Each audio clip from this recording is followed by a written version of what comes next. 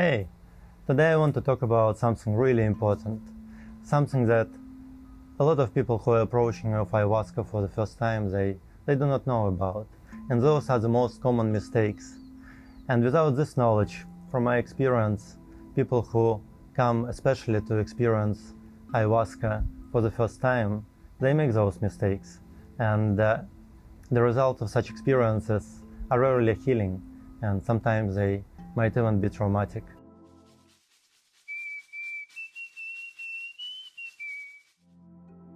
My name is Boris, I'm a lead facilitator for APL Center. I've been working in this field for the past 8 years. I have 15 years of experience, my personal experience with ayahuasca and teacher plant dietas. I have my professional degree in psychology. I guided over 2,000 of people through ceremonies with this medicine in the Shipibo context. And today I am happy to share my insights with you so you do not make those mistakes yourself. The first and the most common mistake is the belief that a bigger portion of ayahuasca is going to solve all of the problems. When people come to our retreats, we have a screening procedure, and we spend at least 2 days with our participants before we actually have the first ceremony. And it's quite common that you can see that a person might not be ready to go as deep as possible into this experience from the very beginning, and the gradual approach is needed. But the participant might have this belief that only the biggest portion of this brew is going to solve and fix, solve his problems and fix anything that he believes has to be fixed. And I want to share with you that the results do not depend on the quantity.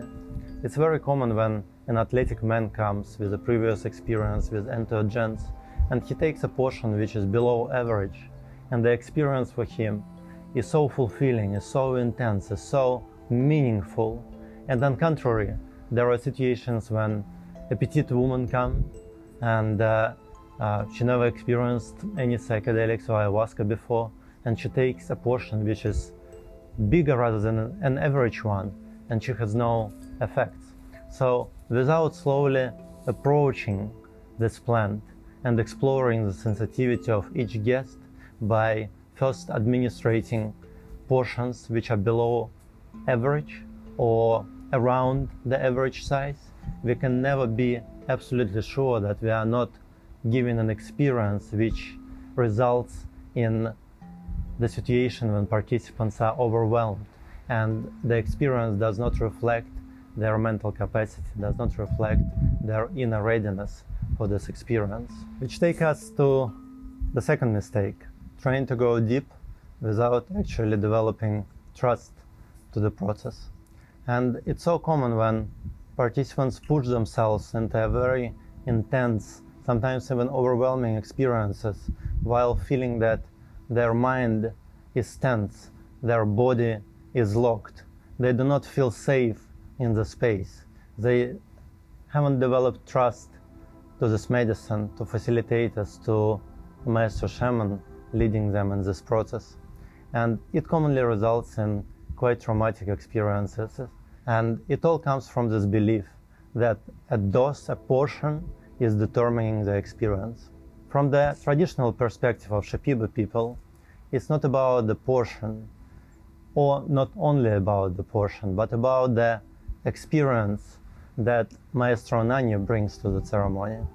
For Shipibo people, a person, a practitioner who takes the responsibility of leading people in the ceremonial experience first needs to go on a dieta, or how they call it, sama, and spend at least a year and a half living in isolation, purifying themselves on a physical, mental, emotional, spiritual levels, and learning from plants, from teacher plants that they are taking alongside this process.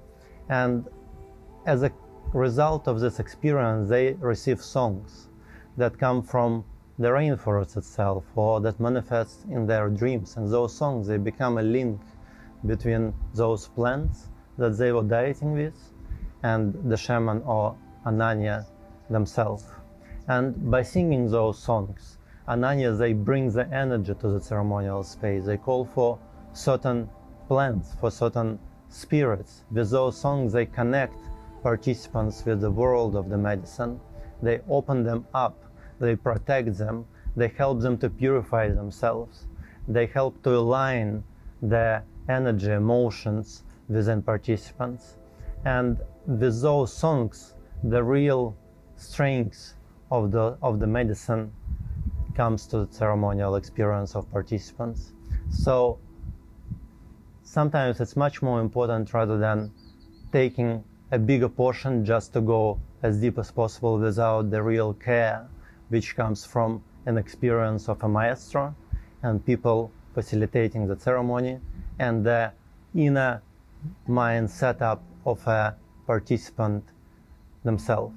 So that's why at our retreats we work only with Shipibo maestro shamans with a lifelong experience who live in the Amazonian forest, who've been practicing this knowledge since they were kids and continuing their lineage, family lineage, keeping this knowledge alive.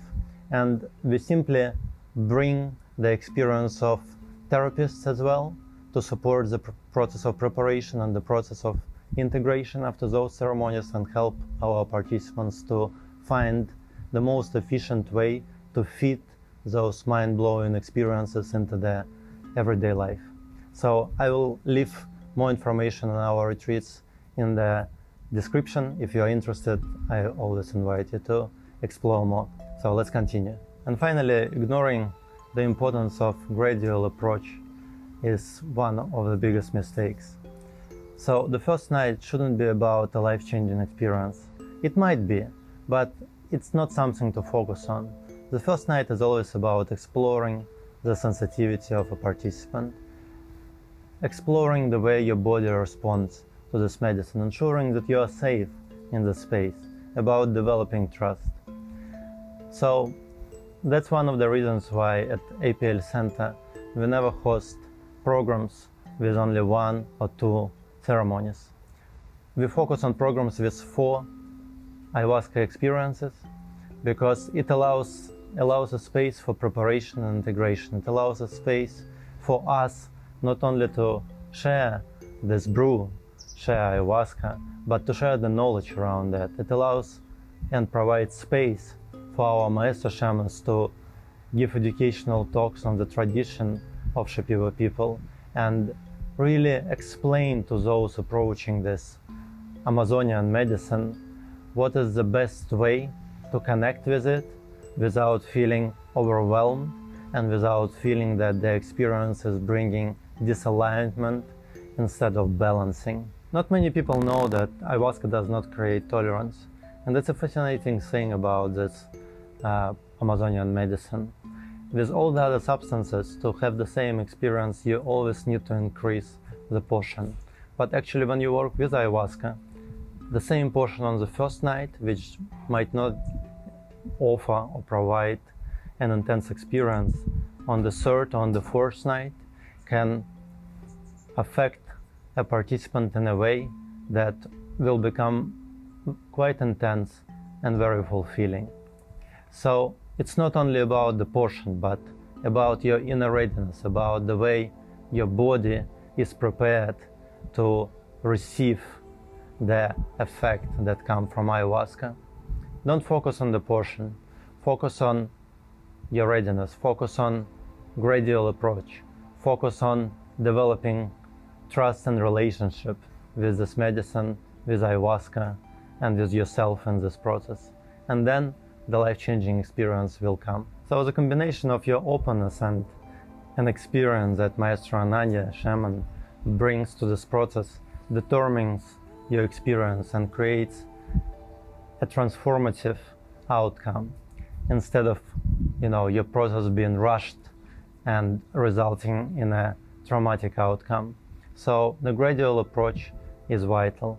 And if one day you decide to connect with ayahuasca in an authentic way, have an experience rooted in Shipibo tradition and supported by therapists in a non-clinical role and facilitators who are trauma-informed, we invite you to join us at APL Center, and it's going to be our honor to share our experience, to share our knowledge, and to take care of you in this sometimes intense but very much rewarding journey. So have a great day. See you at APL channel.